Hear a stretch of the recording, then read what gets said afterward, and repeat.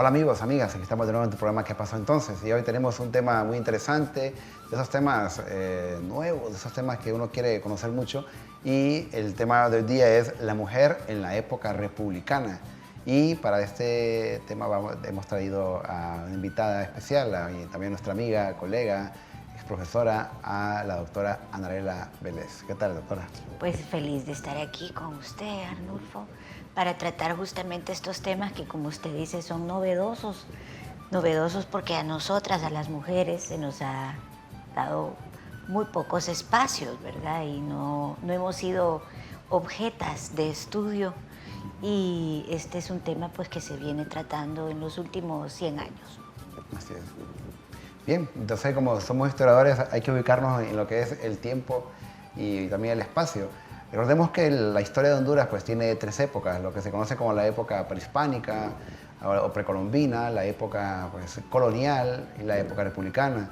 Y la época pues, prehispánica va desde los primeros habitantes en Honduras hasta el momento de contacto con los españoles, en el caso de Honduras pues hasta 1502, ¿no? Y de 1502 hasta la independencia de 1821 se le conoce como la época colonial.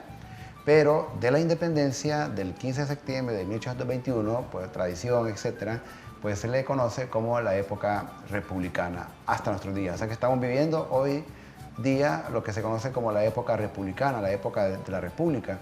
Y es en esta época republicana, doctora, donde aparecen algunos personajes importantes, sobre todo mujeres. Sabemos que pues, la mujer ha ocupado puestos importantes, tanto como protagonista, tanto como formadora de líderes, de presidentes, etcétera, y que pues son parte de nuestra historia en Honduras. Así es, Arnulfo. Hay que aclarar que con la independencia no hubo cambios radicales y profundos en las sociedades latinoamericanas, y Honduras no fue una excepción. En el caso de las mujeres tampoco las transformaciones fueron inmediatas, ¿verdad? Pero lo que sí es nuevo es que hemos empezado a descubrir el modo en que las mujeres participaron en esas transformaciones. Ellas sí tuvieron un papel importante en diferentes ámbitos. Hoy en día nosotras hemos investigado que tras cada gran familia o detrás de un personaje importante, pues hay muchas mujeres. Porque, por ejemplo, Francisco Morazán no se podía ir a la guerra si en su casa no estuvo alguien ocupándose de su familia, ocupándose inclusive que de las cosas más tradicionales como de su ropa, de su alimentación. Pero en el caso de Francisco Morazán, que es uno de los grandes personajes de este periodo del que estamos hablando, además tuvo una gran compañera, que ya vamos a ver su imagen, que no solamente se ocupó de resolverle a él estos temas tan cotidianos, sino que además se ocupó de la administración de la hacienda y de darle un apoyo esencialísimo para sus luchas, que fue Josefa Lastiri. Así es, y realmente hablar de la época de la República, pues obviamente Francisco Morazán y también su esposa, que usted la acaba de mencionar, doña María Josefa, el nombre completo sería María Josefa Úrsula de la Santísima Trinidad Lastiri Lozano, viuda de Morazán. Exactamente. No me equivoco, ¿no? Sí, no se equivocó. Aquí la tenemos en imagen, ¿no? Una de las mujeres pues, más importantes en la época de la República, a doña María Josefa. ¿Y qué nos podría decir referente a esto, doctora, doña María Josefa, Bueno, en su papel? Pues mire, doña María Josefa fue una mujer interesantísima por muchas razones. Ella fue miembro de una familia de mineros y en cuyo seno hubo 4 hijas. Todas estas mujeres, estas 3 hermanas de ella mayores, se casaron con hombres también vinculados al proceso de independencia, es decir, de fundación de la República. Sus hermanas Petronila, Margarita, y no recuerdo el nombre de la tercera, se casaron con Vigil, Diego Vigil, que fue un miembro importante del gobierno ya de la República y que después lo fusiló Ferrera, ¿verdad? Que además fue su viceministro, imagínese usted. también Santos Valle, ¿verdad? Y otro coronel de Francisco Morazán, de apellido, creo que era Remigio Díaz. Remigio Díaz, famoso. Que fue uno de los grandes, digamos, acompañantes en las batallas de Francisco Morazán. Entonces usted se imagina ese ambiente familiar. Pero además, doña Josefa, como ustedes la ven, tan bella que era, Se consideraba una de las mujeres más bellas de Centroamérica. se la consideró de las más bellas, y ahí están sus hijas, sus nietas, sus bisnietas, sus descendientes, que uno puede ver los rasgos de Josefa Lastiri en sus descendientes. Pues ella se casó muy temprano, a los 18 años, con otra persona, con Esteban Travieso. Y entonces Esteban Travieso falleció en 1825. Pero ella quedó pues siendo una heredera muy rica y se convirtió en un gran partido. Y ahí estaba el otro guapo de Francisco Morazán, y se conocieron y compaginaron sus ideas y unieron sus vidas, ¿verdad? En ese mismo año, en el año de 1825, y a partir de ahí no se separaron nunca más. Y ella fue tan amorosa y tan de otro tiempo, que ella adoptó a los hijos de Francisco Morazán, que Francisco Morazán tuvo fuera del matrimonio y los cuidó y andaba con ellos para todos lados, cuidó de ellos, a veces tenía 8 niños, 6 niños en su casa, ¿no? Y Francisco Morazán y ella solamente tuvieron un hijo. Pero así eran las mujeres de entonces, ¿no? Ella le sufragó sus batallas, le dio dinero para los rifles, para pagar a los soldados, etcétera, ¿no? Tenía una hacienda también. La Jupuara, que Ajá. la terminó hipotecando, ¿no? Ajá. Para darle esos fondos a Francisco Morazán. Pero no solamente fue ella la única mujer que estuvo pues al lado de todos estos hombres que fundaron la República. Lo mismo podemos decir de Petronila Barrios, la esposa de Cabañas, ¿verdad? Podemos decir de Ana Arbizu, que fue la esposa de Santo Guardiola. Que la que vamos a comentar, aquí tenemos, ¿no? La tenemos ahí, miren qué hermosa, qué bella. Son mujeres realmente prominentes, mujeres que pues estuvieron al lado de personajes ilustres, personajes que hicieron historia. Yo creo que como mencionamos anteriormente a doña María Josefa Úrsula, tener a un esposo pues, digamos así, de la categoría de Morazán y viceversa, Morazán, tener una esposa como doña María Josefa, que creo que es un equipo único. No digamos en el caso de, vamos a decirlo, de doña Ana Arbizu. ¿Cuál fue el aporte realmente de Ana de Arbizu? Bueno, pues ella estuvo casada con el presidente Guardiola y fue la primera poeta hondureña, reconocida como tal, ¿verdad? Entonces uno va viendo que lastimosamente el poema que se conserva, el único poema que se conserva es una elegía que ella escribió por su hija muerta, ¿no? Una niña llamada, creo que Gumercinda.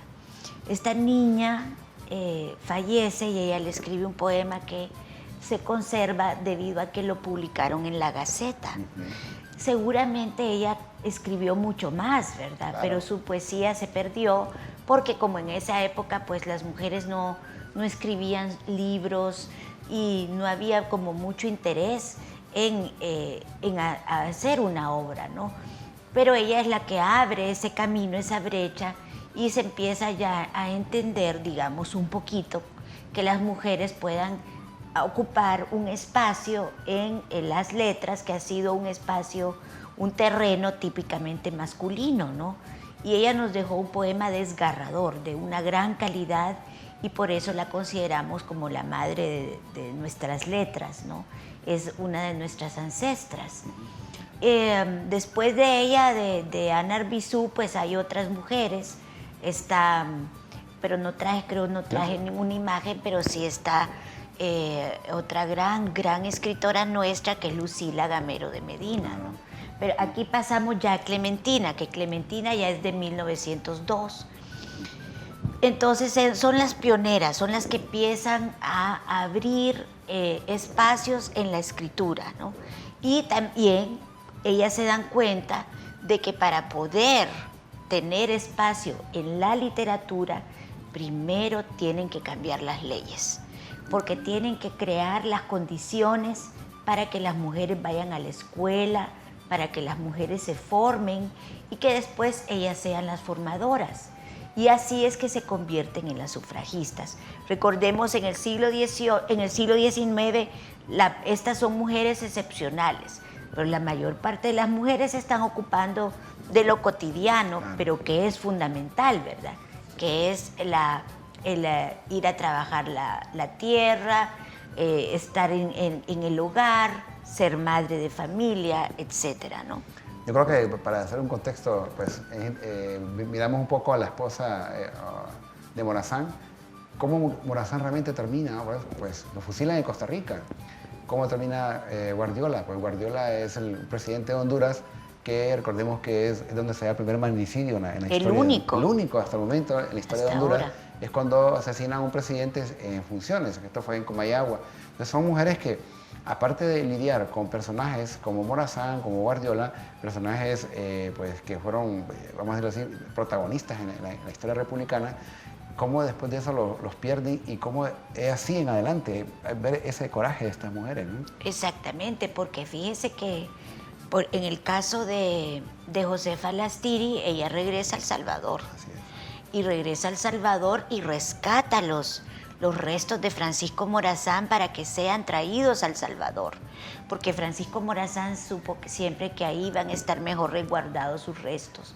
Y por eso es que imagínese usted que a mí me da un gran dolor que cada vez que yo quiero rendirle un tributo a Morazán y a Josefa Lastiri, tengo que ir a San Salvador porque ahí están sus tumbas, ¿no? Entonces ella sobrevive muy poco tiempo al fallecimiento de Francisco Morazán, cuando además hay que decir que ella regresa a El Salvador y se pone en contacto con la misma gente independentista y revolucionaria de su tiempo, ¿verdad? Federacionistas, todos. Ahí se reunieron en el exilio Dionisio de Herrera, Cabañas, todo un conjunto de grandes hombres. Doctora, vamos a hacer una pausa para que el tema está realmente interesante y usted no nos cambie de canal, porque aquí estamos en tu programa ¿Qué pasó entonces? Y no olvide escribirnos a qué pasó entonces _stv@telebasica.com. Ya regresamos, no nos cambies.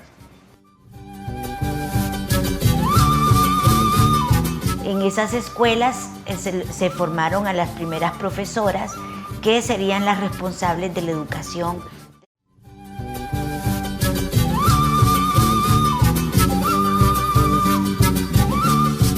Pues continuamos en tu programa ¿Qué pasó entonces? Estamos hablando acerca de un tema pues, innovador que hemos traído para este día a la doctora Narela. El tema es la mujer en la época republicana en el caso de Honduras. Hay muchas mujeres, doctora, que realmente destacan en esta época republicana.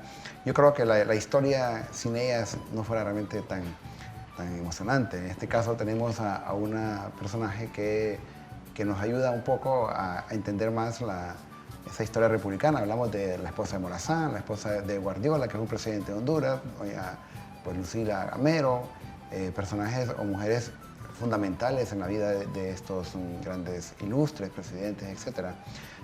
Hay una una mujer que también destacó mucho en Honduras, básicamente es Graciela García. Graciela García. Ella es honduro-salvadoreña y fue una de las mujeres que organizó a las primeras sufragistas hondureñas en el siglo XX, porque hay que decir que en el siglo XIX ya hubo unos intentos, pero no de mujeres organizadas, sino de mujeres que los mismos hombres congresistas pusieron en 1894 la petición de que se nos permitiera a nosotras votar.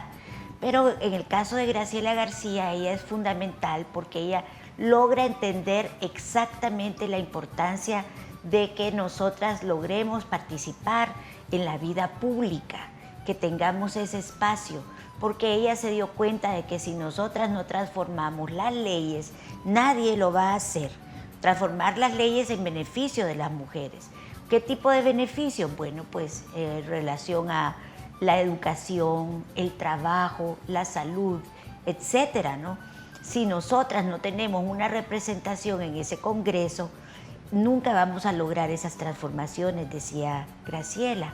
Y aún teniéndola a veces es difícil, porque hay mujeres que no tienen muy claro cuáles son los intereses reales y específicos de nosotras, de las mujeres. Entonces Graciela García organizó junto con otro grupo al lado de un grupo de mujeres extraordinarias, en donde estaba Clementina Suárez, Visitación Padilla, entre otras, ¿verdad? Y un poquito paralelamente a ella, otras mujeres importantes como Lucila Gamero de Medina, desde Danlí, o desde Atlántida, Paca Navas de Miralda, desde Guatemala, Argentina Díaz Lozano, aunque estuvo un tiempo acá también. Todas ellas hicieron un conjunto de mujeres extraordinarias que son nuestras ancestras y a las cuales les debemos el inicio de la transformación de nuestras vidas. Si no hubiera sido por ella, nosotras no habríamos entrado a las universidades, no nos habrían aceptado como candidatas al Congreso Nacional y ahora hasta la presidencia de la República. Ellas abrieron el camino, ellas hicieron una brecha, pero ellas fueron mujeres excepcionales. Al lado, el conjunto de mujeres, en su mayoría, se siguieron ocupando de las mismas labores tradicionales del hogar, del campo, ¿verdad? Hay una labor importante que uno siempre observa, que es de las mujeres, es la labor de enfermeras. Es una labor increíble, realmente. Las enfermeras son las que sostienen un hospital y usualmente en su mayoría son mujeres, ¿no? Así es, el cuidado, ¿no? El cuidado, por eso dicen que en cada mujer hay una enfermera, porque nosotras cuidamos a la familia, ¿verdad? Al niño que se cae, al esposo que se enferma, a los padres y la madre, a las abuelas. Entonces, pero la primera labor a la que se integraron de manera bastante ya como un oficio es a la enfermería. Fueron parte de la Cruz Roja, fueron pues parte de los hospitales y un apoyo fundamentalísimo a la profesión del médico, ¿no? Y todavía en la actualidad, pues realmente Sí. la trayectoria de las mujeres es increíble, se han sostenido de una u otra forma, ¿no? Lo que es la salud en América Latina realmente, ¿no? Sí, y eso tiene que ver con algo ancestral, ¿verdad? Recuerde que las curanderas eran mujeres, las parteras, todo ese conocimiento relacionado con la medicina natural, hemos sido nosotras las que lo hemos manejado. Entonces es como hemos rescatado, ¿verdad? O no ha habido una ruptura con ese trabajo. Con otros sí, ¿verdad? Pero con ese no, ya que nosotras siempre estuvimos ocupándonos de la salud de nuestras comunidades, de una o de otra manera. Por ejemplo, otro aspecto importante, una labor importante que es las maestras, las profesoras. Las maestras, ¿verdad? Por ejemplo, en este periodo, en el siglo XIX, ya son Marco Aurelio Soto y Ramón Rosa durante la Reforma Liberal hacia 1880 que van a crear las primeras normales para señoritas. En esas escuelas se formaron a las primeras profesoras que serían las responsables de la educación de los hombres y de las mujeres de este país. Una de esas primeras maestras, grandísimas maestras, la voy a mencionar, fue María Guadalupe Reyes de Carías, ¿no? Que es, una mujer que recogió todo el pensamiento positivista propio de la Reforma Liberal y se lo transmitió a otras mujeres, entre ellas a Visitación Padilla, por ejemplo, ¿no? Guadalupe fue la maestra que Visitación Padilla reconocía como su formadora, ¿no? Entre otras, porque había muchas, ¿verdad? En cada escuela pues había mujeres, pero siempre en la escuela secundaria siempre fue, todavía en la primera mitad del siglo XX inclusive, fue más importante la presencia masculina, pero las mujeres estuvieron ahí transmitiendo una visión del mundo, una manera diferente del trato social, etc. De hecho, las primeras escuelas normales que se fundan, en su mayoría eran de mujeres, ¿no? Así es, Sí, claro. así es. De esas tenemos algunas imágenes que algún día las vamos a venir a pasar aquí. Interesante. Sí. Realmente el papel de la educación de parte de las mujeres fue muy importante, ¿no? Y que, repito, no solo en la época republicana, se sigue dando hasta, bueno, hasta en la actualidad, ¿no? Ese papel. Algún día tendremos una mujer presidente en Honduras. Y eso espero que sea en pronto. Estados Unidos ya está acercando, ¿no? Ya casi, sí, Hillary Sí, así Clinton. Entonces nosotros no debemos de quedarnos atrás, ¿verdad? ¿Tal vez usted doctora en el futuro? No Bueno, sabemos. yo tengo una candidata. Ah, bueno, perfecto, perfecto. Bien, entonces realmente el aporte de la mujer sí ha sido fundamental en nuestro país, porque es gracias a ellas que la economía se mantiene, la educación no solo formal, también la educación informal, como usted lo comentaba, ¿no? Así es. Y muchas de estas maestras incluso iban a las casas, llevaban a los hijos a donde ellas, o ellas visitaban a sus alumnos. Realmente fue una gran labor, ¿no? Una labor espectacular y mire, algunas veces, no sé si yo recomiendo que lean Peregrinaje de Argentina Díaz Lozano, que es la historia de una maestra de la primera mitad del siglo XX. Las maestras cómo andaban de pueblo en pueblo, enseñando, iban a donde las mandaban sin discusión y ellas eran anualmente evaluadas, de ahí dependía la calidad. ¿Y cómo las evaluaban? Pues evaluando a los estudiantes tenían que pasar las materias que ellas enseñaban, eran examinados por el Estado, ¿no? ¿Cómo se llama? Por el Ministerio de Educación. Entonces esta maestra es el retrato de las maestras de Honduras en la primera mitad del siglo XX. Y ahí podemos ver la dedicación, la entrega a la docencia, enseñar en aquel tiempo, en este también, es un acto de devoción, es un acto de amor. De vocación. Exactamente, de vocación. Y en esa medida en que nosotras estamos identificados plenamente con nuestro quehacer, es que somos capaces de forjar, pues, en las mentes de los estudiantes una visión del mundo, ¿verdad? Una visión del mundo más justa, más equitativa, más igualitaria, no discriminativa, sobre todo en relación a nosotras, a las mujeres, que es de lo que estamos hablando. Pues todos estos primeros pasos nos llevan hacia allá, ¿no?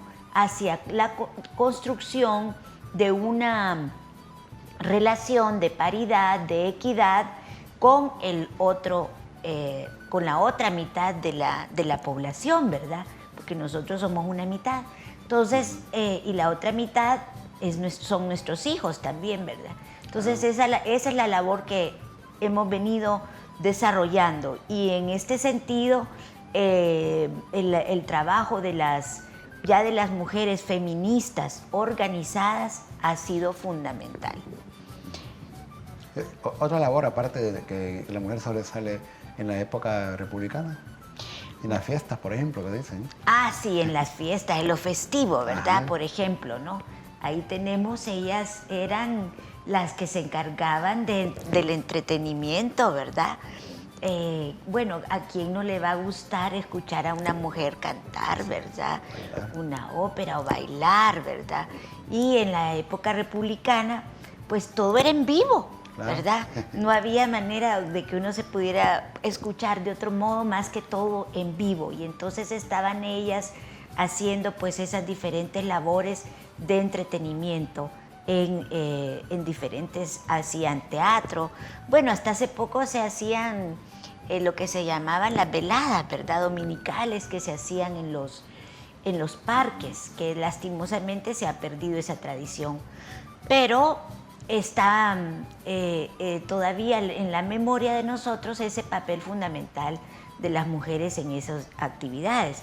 Pero hay que decir que otras actividades en las que las mujeres han dejado una impronta y que son económicamente determinantes para el funcionamiento de la sociedad es en el trabajo doméstico y en el trabajo en el agro, ¿verdad? ¿Qué sería de esta sociedad si a las mujeres que hacen el trabajo doméstico les tuvieran que pagar? Bueno, vamos a hacer una pausa porque sí, vamos a tocar ese tema importante de las mujeres en la época republicana. Y esto no nos cambia, ya regresamos.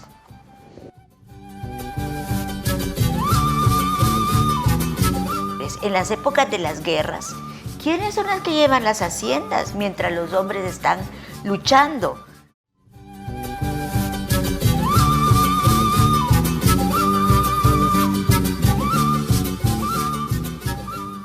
Bueno, continuemos con tu programa. ¿Qué pasó entonces? Realmente Suyapa TV Educativa se esmera por este tipo de temas, un tema acerca de lo que es la mujer en la época republicana. Esas labores, doctora, que la mujer hace y que pues han ido transformando el país, es bueno darlas a conocer, ¿no? Sobre todo porque son en esta época republicana y se sigue todavía en la actualidad. Hay cosas como que fueran como especialidad de ellas, ¿no? Sí, son labores asignadas socialmente, no son naturalmente de la mujer, ¿no? Por ejemplo, el trabajo doméstico, que si estábamos diciéndonos que si a las mujeres que hacen el trabajo doméstico les tuviesen que pagar, sería impresionante, Ganaría mejor que todos. sí, y Todos. se desmorona el orden establecido, ¿no? Mire, ¿qué es lo que hace una mujer en la casa? Le lava la ropa, se la plancha, le hace la comida, le hace la cama, le limpia la casa, etcétera, ¿no? Cuando usted llega a su casa, el esposo lo cuida, lo alimenta, lo atiende, si está enfermo lo cura. A los niños los prepara para salir a la escuela, los viste, los alimenta, después los va a buscar, les ayuda a hacer las tareas, etcétera, ¿no? Es un trabajo de 12 horas y hasta de 16. Claro. Pero cuando a ellas les preguntan, ¿y usted trabaja? No, le dicen, no trabajo, yo me ocupo de los oficios domésticos. ¿Por qué? Porque hay una actitud dentro de la sociedad tendiente a la invisibilización de ese trabajo, a hacer creer que ese no es un trabajo solo porque no es remunerado hasta ahora. Y entonces las mismas mujeres han introyectado el hecho de que, o el pensamiento de que este no tiene ningún valor. Pero si ahora ya las economistas feministas están cuantificando ese trabajo, ¿no? Y lo mismo se puede decir, y bueno, ya han llegado a decir que en la pirámide de la economía de nuestras sociedades, el mayor valor producido se encuentra en ese trabajo que hacen las mujeres y que hasta ahora ha sido invisibilizado. Y la verdad que viendo un poquito algunos datos históricos, aquí en Tegucigalpa, si usted observa las imágenes de Tegucigalpa de antes o antigua, va a ver que en los parques, por ejemplo, usualmente se miran más hombres. O sea, en las calles, en los parques, en los mercados, en la parte muy pública. Y que, pues, incluso se comentaba para esa época que si una mujer deambulaba por las calles, pues no se miraba con buenos ojos. Entonces, de hecho, pues eso también hace que la mujer como que se interne en sus casas y haga esas labores domésticas. Ahora, no quiere decir que no puede hacer otro tipo de labores, ¿no? Porque también las hacía, y como usted bien lo dice, no se mira como un trabajo la labor doméstica, y sí lo es, ¿verdad? Y estamos hablando pues, de épocas, incluso la colonia, la época republicana, y pues hay que destacar realmente esa labor que tiene la mujer en nuestro país. Claro, y bueno, es que además todo ese trabajo doméstico que ella hace es lo que permite que el hombre salga más allá de los muros de su casa. Porque si no hubiese nadie que hiciese eso en la casa, que somos nosotras, ellos no podrían salir de los muros de sus casas. Pero inclusive hay unas cartas maravillosas de ahí por la década de los 30 de José Cecilio del Valle a sus hermanas y a su esposa, que cuando él está representando al país en México, les pide a ellas que administren la hacienda y les da una serie de direcciones, y son ellas quienes van a hacer todos esos trámites, claro, a mantener el funcionamiento de la hacienda, de los negocios de la familia. Entonces, ellas en determinados momentos se les confían, ¿verdad?, estas actividades, y las desarrollan con absoluta solvencia y eficacia, ¿verdad? Siguieron funcionando los negocios de la familia y al frente de estas mujeres. En las épocas de las guerras, ¿quiénes son las que llevan las haciendas mientras los hombres están luchando? ¿Verdad? Ellas son las que se encargan de seguir haciendo los trabajos necesarios para el funcionamiento de todas estas rubros de la economía del país. Y entonces, sobre todo en las épocas de guerra, es cuando nosotras hemos tenido oportunidad de demostrar que somos tan capaces como los hombres. Fíjese usted que hoy en día sabemos que las primeras aviadoras del ejército ruso fueron mujeres. Y ellas fueron las primeras en hacer todos esos desastres, ¿verdad? De eso no nos enorgullecemos. Pero también ellas estuvieron en las fábricas armamentistas, estuvieron también en todas las fábricas, porque el país tenía que seguir funcionando, haciendo la labor que habitualmente hacían los hombres. Y en esa época de guerra sí estaba muy bien que las mujeres salieran de la casa, ¿verdad? Claro. Y que se ocuparan de otras actividades. Ya que usted hablaba de otras actividades, hay un tipo de actividad que también se ha dado básicamente para la mujer, que es el tema de la costura, ¿no? La corte y confección, que hoy día también lo hacen hombres, pero en aquella época también fue una labor básicamente de mujeres, ¿no? Era básicamente de mujeres. Miramos aquí en la imagen, ¿no? Mire aquí, por ejemplo, eran las mujeres las que hacían la ropa para mujeres, la hacían las mujeres, porque no estaba muy bien visto que los hombres le fueran a tomar las medidas a las mujeres, claro, ¿verdad? Pero fíjese usted que en la medida en que se convierte en algo industrial, ya son los hombres los que le toman la delantera a las mujeres que van a diseñar la ropa de nosotras, ¿verdad? Y muy pocas mujeres están en esa industria y sobresalen, como Coco Chanel, por ejemplo, ¿no? Pero la mayor parte sí es un aspecto de la economía que nosotros hemos, digamos, perdido. Pero ellas fueron las pioneras, eran las que estaban diseñando y construyendo nuestras vestimentas, ¿no? Manejaron las primeras máquinas. Las primeras máquinas de coser las inventaron para que ellas pudieran hacer grandes cantidades de uniformes para las guerras. Viene de la guerra de secesión en Estados Unidos. Entonces las inventaron con la finalidad de que ellas pudieran sacar grandes cantidades de uniformes, ¿no? Y lo hicieron, ¿verdad? Solo que después otra vez las volvieron a mandar a la cocina, ¿no? Así es. Bueno, pero también hay datos importantes que las mujeres son de las primeras que trabajan en el campo, ¿no? También, ¿verdad? Bueno. Como esta imagen que miramos, ¿no? Así es. Ellas han estado siempre vinculadas a las actividades agrícolas. Nunca estuvieron totalmente alejadas. Y de hecho se dice que quienes descubrieron la agricultura fuimos nosotras cuando habitábamos en las cuevas, claro, ¿no? Observando cómo germinaban las plantas en un ambiente de humedad, ellas fueron discerniendo cómo podían plantar, ¿no? Y bueno, y a lo largo de la historia, pues nosotras todavía hoy en día, claro, tenemos pues grupos de mujeres ahora organizadas a la cabeza de muchas actividades agrícolas, solo que no somos tratadas igual. Por ejemplo, a los hombres les dan determinado tipo de préstamos agrícolas y a nosotras otros, ¿verdad? Entonces, todavía la equidad solo nos toca a la hora de ir a arar, digamos, o a cosechar, pero a la hora de ser, digamos, beneficiadas por un préstamo bancario, no tratan igual a las mujeres. Tenemos esa demanda todavía pendiente. Bueno, realmente el papel de la mujer fue importante. Y aquí me recordó cuando usted estaba hablando acerca de estas mujeres que lucharon y todo. Hay una mujer importante en Honduras que en nombre de ella pues hay un cerro, el cerro Juana Laínez, ¿no? Ay, sí, Juana Laínez. Que realmente es Juana Laínez, el nombre, sí, original de ella. Y fue una mujer que demostró mucho valor, valentía, y según se dice que ella tenía tierras por ahí, ganado, y que la quisieron asaltar, ella pues se defendió, ¿verdad?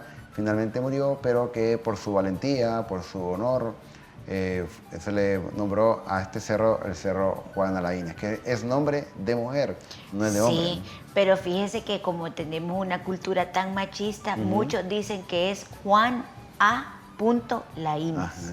Imagínese usted, pero no, querido público, es Juana Laínez. Así es. Entonces, mujer importante también en la historia de Tegucigalpa. Bueno, vamos a seguir hablando del tema de los papeles de las mujeres en la época republicana. Ya regresamos y ustedes no lo cambien.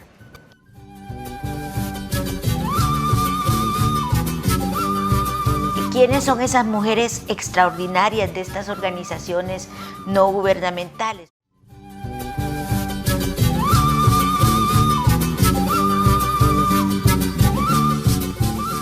Continuamos en su programa ¿Qué pasó entonces? Acá en Suyapa TV Educativa. Pues estamos hablando del tema sobre la mujer en la época republicana.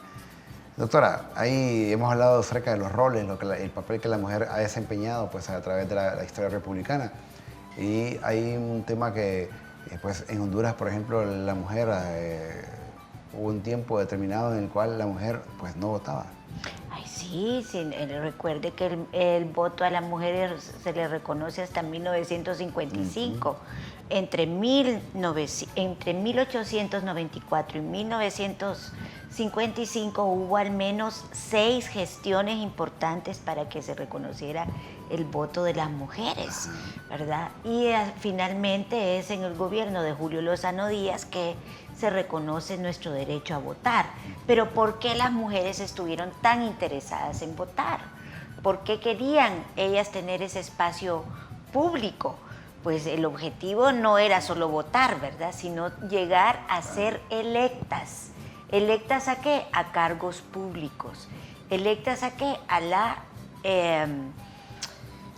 Para ser diputadas, etcétera, ¿no? Y también para ser parte del Poder Judicial.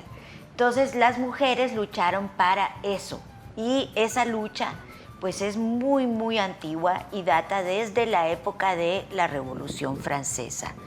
Desde la Revolución Francesa, mujeres como Lim de Gouges o Mary Wollstonecraft nos dejaron un legado acerca de por qué luchar por que se reconocieran todos nuestros derechos, no solamente los derechos políticos, sino que, bueno, más adelante se fue luchando por derechos económicos y luego por derechos específicos de nosotras, los derechos sexuales y reproductivos. Entonces, pero las sufragistas son las que abren el camino en el reconocimiento a esos derechos. Ya en la década de los 70, desde la ONU se crea un instrumento de la cual Honduras es lo suscribió, ¿no? Formamos parte de ese convenio que se llama la CEDAW, que es una ley que garantiza que nosotras no seamos más víctimas de ningún tipo de discriminación. Por supuesto, no ha sido totalmente respetado ese convenio. Todavía seguimos siendo víctimas de segregación, de discriminación. Sin embargo, pues algo se ha logrado. Y voy a mencionar algunos nombres de estas mujeres que hicieron posible que nosotras fuéramos a votar. Visitación Padilla, que ya la mencioné, Graciela Bográn y la esposa del presidente Villeda, se me ha olvidado el nombre personal de ella, y ellas formaron parte de una organización que se llamó la FAF, la Federación de Asociaciones Femeninas de Honduras, que fueron junto con Olimpia Varela y Trinidad del Cid y Paca Navas de Miralda, las que promovieron, ¿verdad?, el que se reconociera. Doña Alejandrina de Villeda Morales, gracias.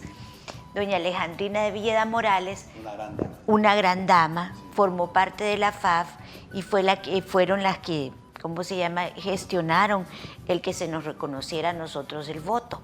Yo quiero mencionar que quien mocionó fue el abogado Pérez Cadalso, don Eliseo Pérez Cadalso, que era compadre de Trinidad del Cid, y entonces creo que Trinidad del Cid influyó muy positivamente en él. Y entonces así es que se logra que en enero de 1955, tras décadas de lucha, porque a nosotras ninguna cosa se nos reconoce sin que luchemos por ella, se reconoce el derecho al voto y el derecho a la participación política, a elegir y a ser electas.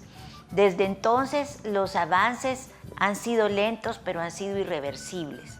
Cada vez más las mujeres están más empoderadas de sus derechos y de sus capacidades, y las ponemos al servicio de la sociedad. ¿Algo más?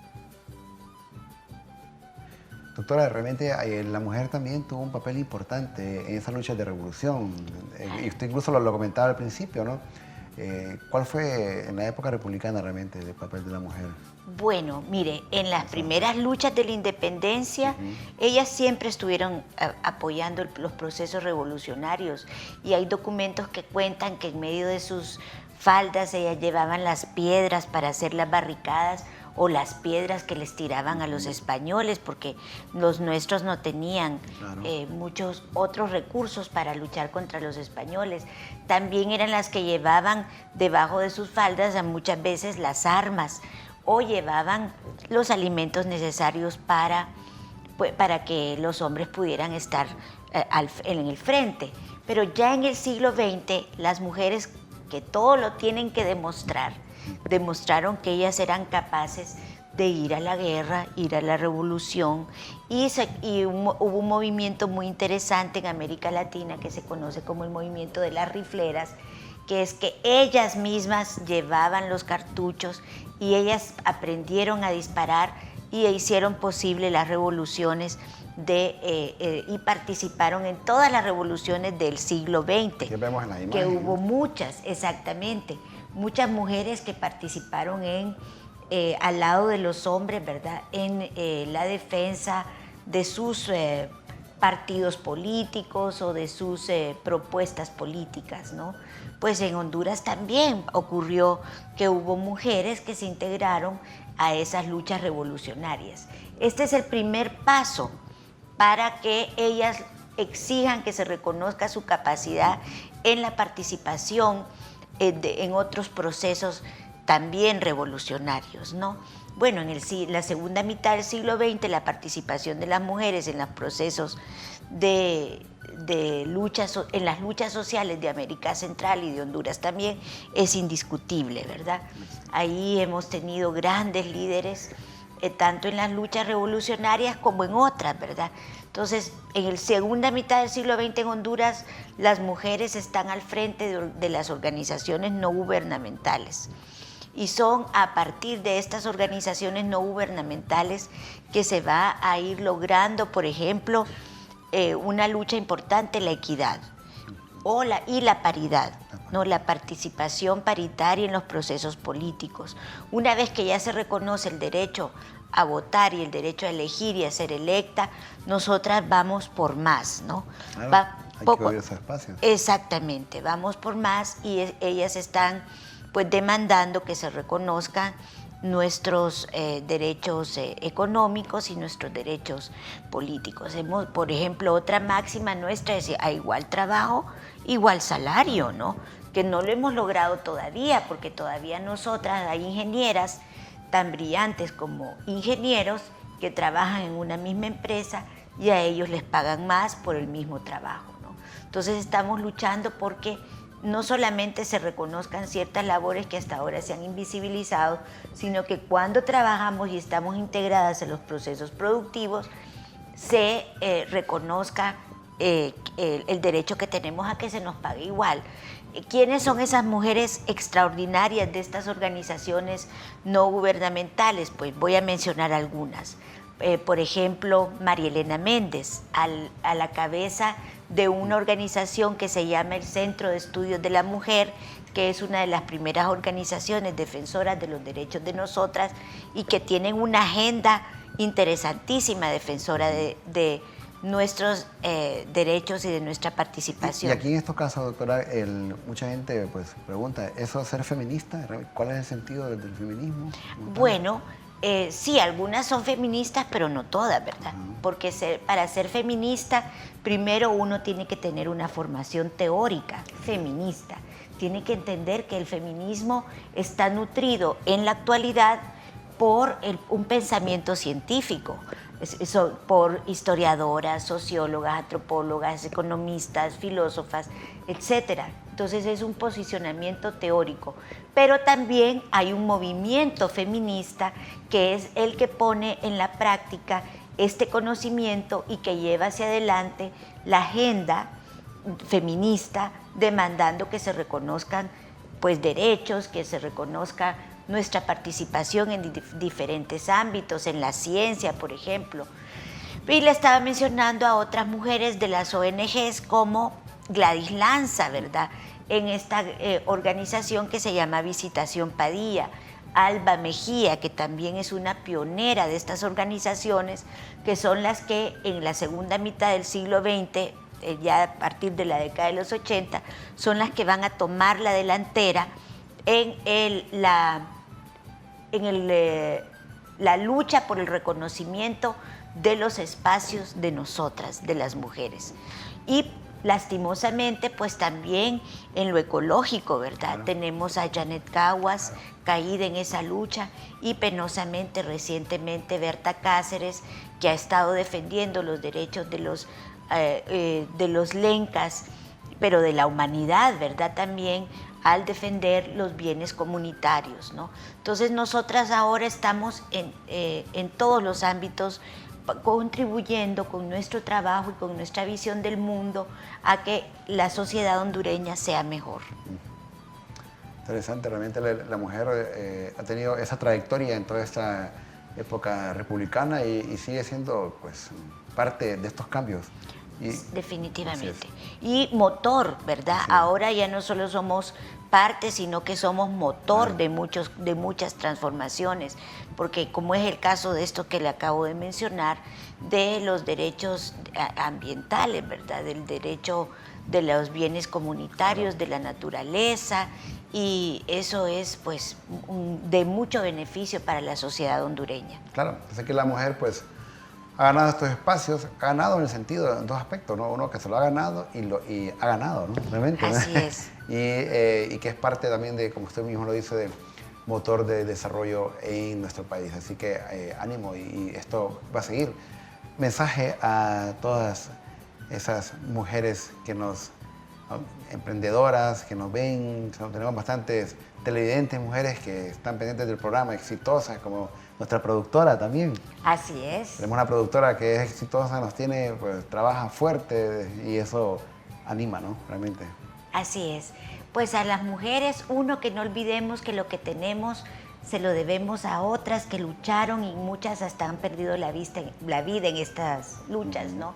Segundo, que nosotras sigamos en ese camino de construcción de la identidad feminista, no de la feminidad, porque la feminidad nos pone en oposición entre nosotras mismas, pero el feminismo nos junta, nos une, y creo yo que es importante que nosotras seamos las primeras en reconocer nuestros derechos y en calificar siempre nuestra labor y no hacer lo contrario, descalificarla, y buscar cómo hacerlo organizadamente siempre es mejor.